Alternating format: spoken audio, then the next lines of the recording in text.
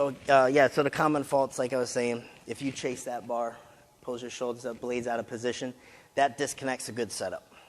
So now you just wasted your good setup. The weight coming out too far, leaving the weight too high. The big thing is you gotta stay planted down, connected to the pad. You can't chase the bar, and you need a weight. Weighting is really key. So many times in training, I see lifters just take the bar out and go. You want to pause. You want to take the momentum out, because if that bar, and again, it's another thing with multiply, you don't realize raw, but you realize once you're working in a shirt, that weight comes out, and if there's any movement whatsoever, if you just take it and go, you're carrying movement this way. You never let that bar settle. You never let yourself really sink into the pad. So a start command, I wish every Fed did the start command. I don't know why some don't, but that's the best thing you can do, is just hold the weight. And that shouldn't be a problem. If you're completely tight, it doesn't matter how heavy it is. You should be trained enough where you can settle down with a weight and it not bother you that you're holding it longer. You know what I mean? So that's going to be key, is holding your weight. Okay. So how I like to teach this is cueing sequence, spread, reach, row. All right, so if I get into my setup here, I'll just go through it quick for you guys. All right. I want to be tight to this bar before it comes out. So like I said, everything is tight before the weight comes out. I'm preparing for this weight. I need to set my grip. I need to set that tension to the bar before this thing ever starts coming out of the rack. I can't wait till it's out here and then start getting tight with it and bending. It already needs to be happening. So for this, I think spread. So I'm creating a lot of activation. I'm bending, I'm spreading, right? And then ultimately I want to develop the lockout as quick as possible, reach my chest.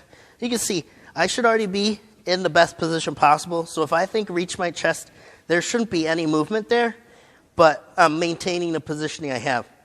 So by thinking about reaching, I'm getting tighter with my upper back. My chest shouldn't be lifting more if I nailed the setup. I should just be tighter. All right?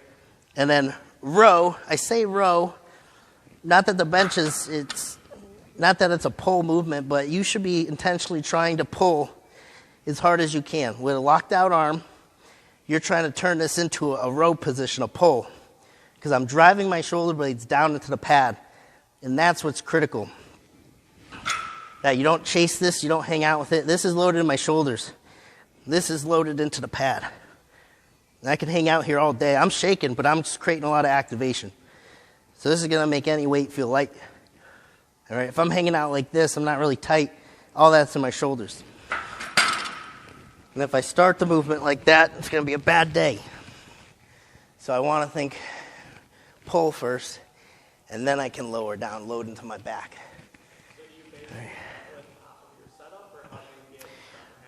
So the grip width there is going to be unique to the person. You can use a close, you can use a wide. You know, it doesn't really matter. What I suggest to people off the start is going to be just being like a neutral position. So when we benching optimally, and there's going to be some deviations, but the most powerful row position we're going to be in is like right here. It's about elbows 45 out from the body. You know, we're not going to row heavyweight like this. We're not going to row like this all jammed up. We're going to be right here. This is where I'm most powerful with my back. So 45 out from the body, and then the wrist should always be stacked over the elbow for good force transfer. You know, obviously differences if you do bench wide to cut range, or you bench close because you're stronger that way. But for someone starting out, I just say stay stacked, elbows 45 out, and that's going to determine the width of the bar. You know, so that could be different for everyone, some people. And then have a unit of measurement too. So with this here, this is the legal widest, would be index. You have to have some finger touching. So that would be your widest. Have either a finger, you know which finger you want to put on this ring? Pinky, that's usually a pretty common one, pinky on the ring. Thumb out from the smooth. That's a full thumb out from the smooth. That brings you in a little bit more. Or half thumb out from the smooth.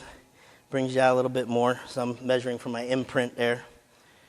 All right. Or for some, They might even be as close as, right here, just hand on the knurling. But normally never within there, because everyone's shoulders should be wider than this, I'd assume. And you don't want to handcuff yourself inside your shoulders. So always have a unit of measurements, or even on each side. Just don't grab the bar, obviously. All right, that answered? Alrighty. So that's spread reach row. That's just the cueing sequence you can use for the takeout. Ultimately, the biggest thing is that you're not chasing the bar. The thing I was telling you, Lois, there is you're going to feel more comfortable with the weight coming out.